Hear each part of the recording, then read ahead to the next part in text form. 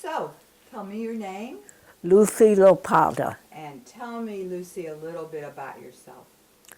Well, I came here to St. Louis in 1934 to live with an uncle. My father's oldest brother was an attorney here in St. Louis, and they had no children. I had graduated in Germany with what they called an Abitur. In those days, it was like junior college. Now it's high school. And then I spent 1 year in Lausanne in Switzerland, and believe it or not, a pensionnat. Oh. But we had lectures there. We were supposed to learn to speak French. We were only supposed to speak French. Can you speak French? Not so well anymore. I was fluent when I came here. But because I did take a couple of courses at the University of Lausanne where we were permitted to just come in groups to take courses. And that's how we were supposed to learn to write French, by taking notes in the courses we Wow. took. Yeah, my first one, I only had 142 spelling mistakes. After having had 4 years of French in high school. But it got better after a while. And when I came back to Germany to go home for summer, Hitler had come to power. And of course, I couldn't go back to school because you couldn't send money out of Germany. And no German school would have me because I was Jewish. And then I came after floating around for a year or so because my father wouldn't believe that Hitler could last. So then his oldest sister, we only lived about 17 miles from Strasbourg. So his oldest sister was married to an Alsatian. And I would go over and visit there, come back home. And finally, my father said, okay, I'm going to send you to Emil. And I came here. 2 years later, my parents came here to bring my sister, because once I came here, I felt I couldn't go back to school. I needed to work.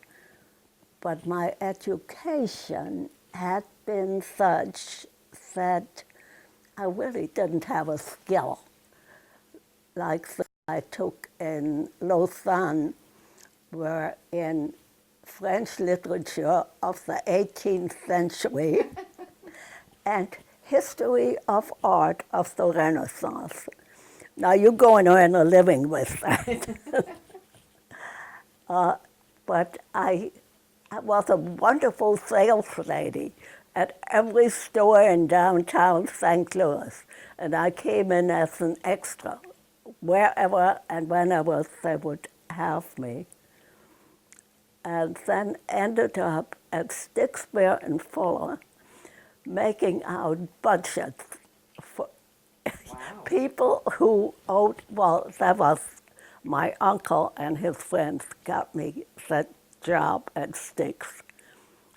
And I was supposed to go through the bills with people who were in arrears with their payments and make out budgets so they could have so much percentage for food, so much for rent, and so much for living. And there always had to be a few dollars left to pay on their bill.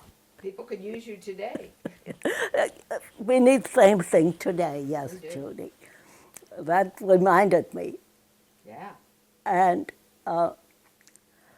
then I had met Stanley, and Stanley had a job in Chicago at the time, and they sent him to New York to take somebody's place. for 6 to 9 months. And we just took a deep breath and got married. Went to New York, lived in New Jersey. We couldn't live in New York City. We didn't have enough money, and I couldn't find a job. But then World War II came, and I was pregnant, and Stanley was frozen in his job in New York, and we stayed there all through the war. But both our families by that time were here. My parents had come to bring my sister, but my father still wouldn't believe then that Hitler couldn't last. My parents they brought Lucy in 1936, went back to Germany. And in the 2 months they had spent here, Kristallnacht had happened and things had gotten so bad that they came back, turned around and came back. We had insisted they go back with visas, so they could afford to turn around and come back. And then after World War II, Stanley and I decided we would come back to St. Louis, and he started his own company, and I worked for him. There you go. That was easier. Yeah, that was much easier because by that time we had one child, the second one on the way, and I needed to have the luxury of calling my own hours. So how long did you work, or when did you start volunteering while you were still working, or did you do that later? That came later. We lived, when we first came here, we lived on Amherst in a second-story flat. And then the people didn't want us with one child, and of course I was pregnant with number 2. So when number 2 came, they made our life miserable. And we built the little house we had on Dealman Road. And when we lived on Dealman Road, this mange, and it was leaf summer, I'm pretty sure, they were over one evening, just socially, and said, we are not going to go home until you promise us you join Miriam. I want to join her. Today, I belong to every organization in the community. In those days, organizations weren't for me. But this and League were the ones who got me interested in Miriam. Wow. So do you remember how long ago that was?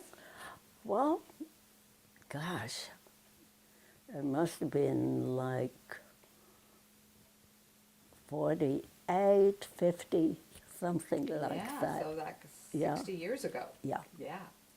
Okay. And of course, they roped me in. Well, what did you do to start with when you were volunteering for Miriam? It was cancer service. And through that, I worked with American Cancer and, really got interested in volunteering.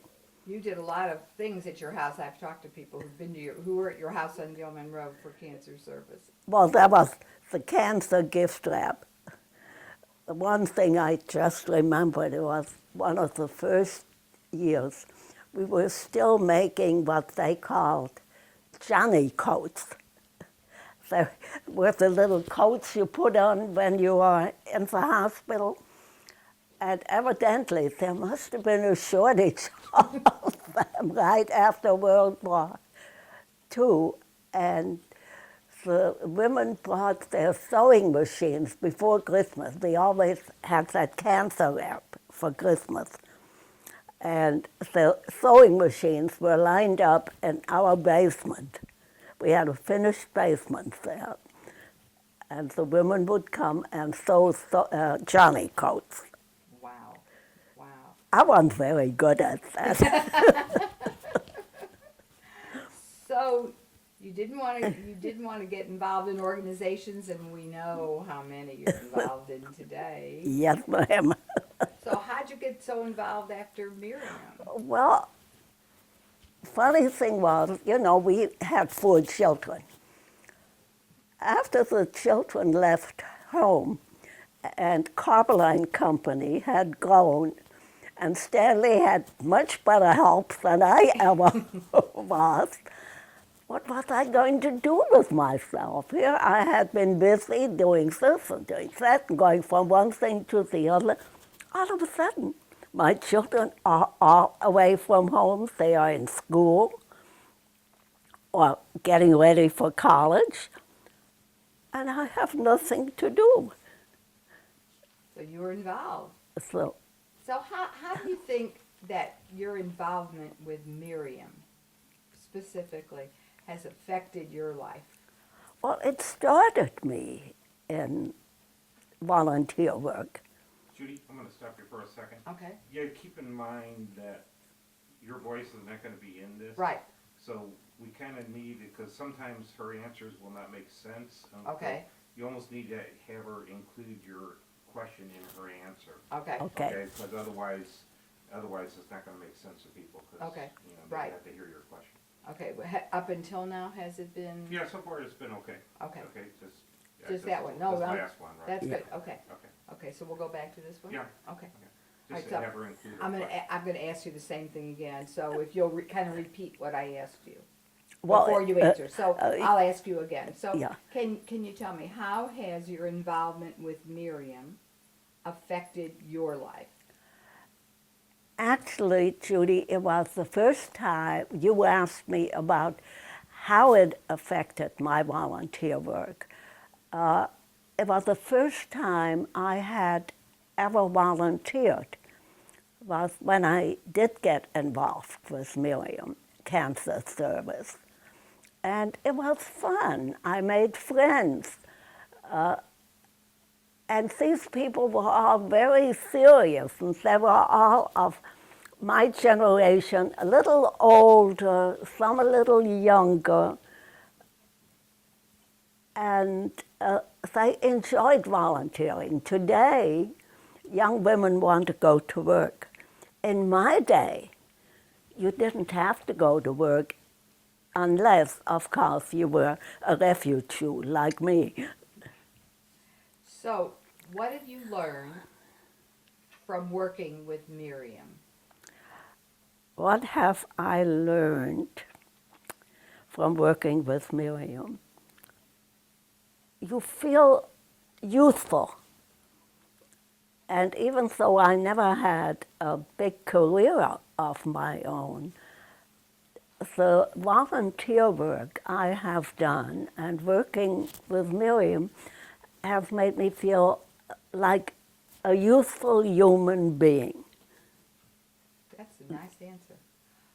Tell me about the school, Lucy. You were really involved with cancer services. Yeah. And obviously Miriam school is over 50 years old now.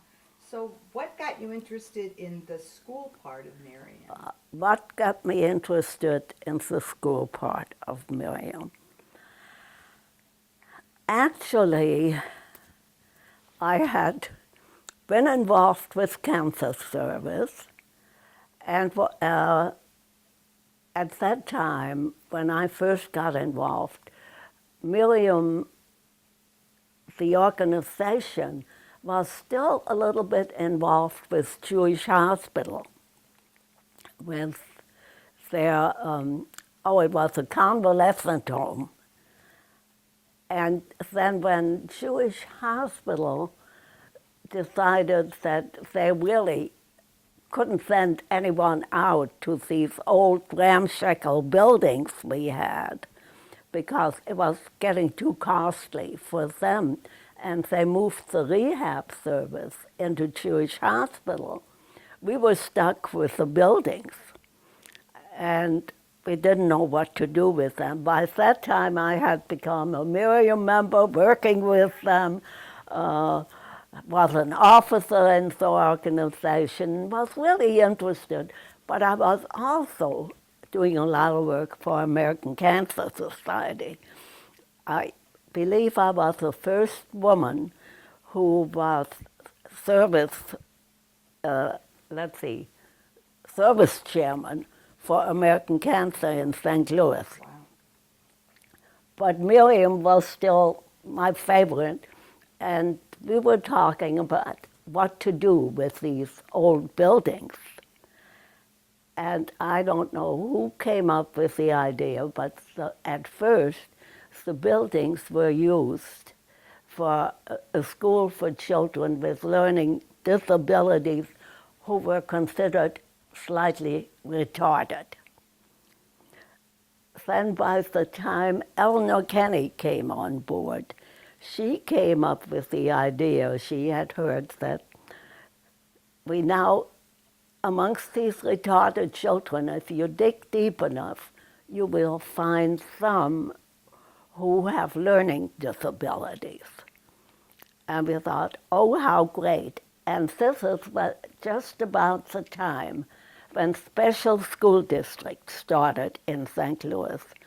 And they rented their first 4 buildings from Miriam at $1 a year. Wow. So special school district, which then was for retarded children, started in the old Miriam buildings. There were 4 classrooms, and we started in the building on the other side, a school for children with learning disabilities.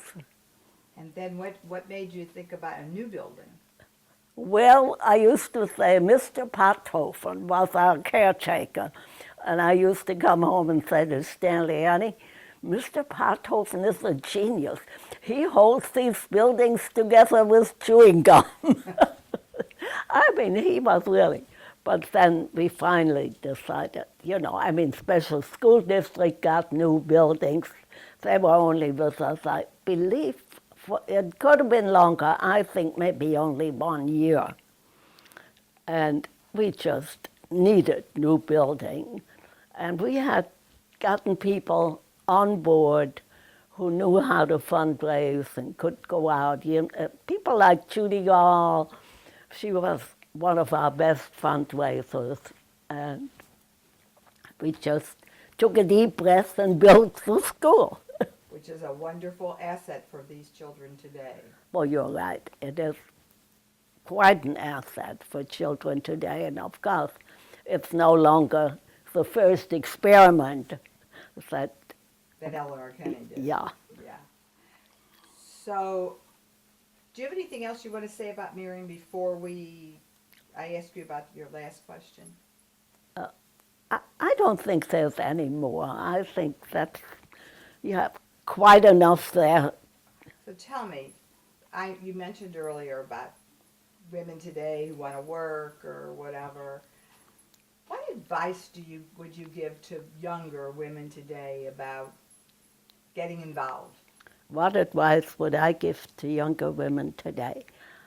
I would say get involved while you're still working, while you're still in your career, because the time will come when you want to take it easy and you don't want to just sit at home and be bored. And actually, volunteer work, if you get really involved, can be a career. I can attest to that one. You're right. Is there anything you want to say that we haven't talked about? No, just anything. I mean, you can ask me all the questions you want, Judy, and I'd be happy to answer them. But I think that's about it for my involvement Let me with ask you about Stanley and his involvement. I mean, you came home and talked to him about the caretaker. Yeah. So, did he just get involved because you said, Stanley, we need to get involved, or did he? No, Stanley was, you asked me about Stanley's involvement. Stanley was very appreciative to Washington University because his family lost all their money during the first depression we had. And one brother was working on his PhD at Columbia, and Stanley was ready for university. And the university would let him come in monthly and pay his tuition. That's the only way he was able to go to Washington University. He had won the Harvard book at Solden High School, but the family couldn't afford to send him to Harvard.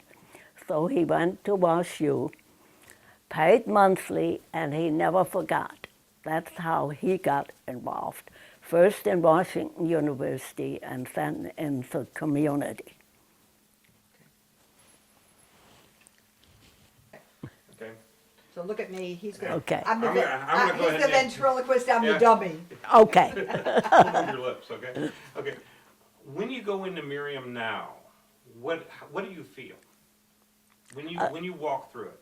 How do I feel when I walk through Miriam? Makes me feel good. Makes me feel proud what a bunch of women who were not educated to earn a living were able to do.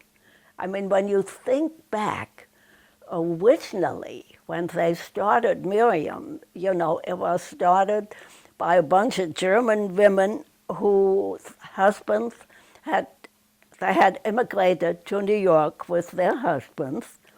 The husbands had done well, the women were Hausfraus, and they didn't have anything else to do, and they started this group to be social. Miriam is an outcropping of that group because the same type of Germans immigrated here, and they were snobs, a whole bunch of them. But when they immigrated here, and to this day you find some who still try to trace their families back to their originals. It amuses me. But that these same women were able to, as an outcropping, their offspring could go out and do the cancer service and do the service for the blind, in which I was never involved, and start the Miriam shop to raise money, start the switching post to raise money, and now have the Miriam School, which is quite an asset in this community. I agree. So you have to say this younger generation, even though their elders were snobs, they did a good thing, and they brung them up right. Were you ever involved with the switching post or the shop? No. No.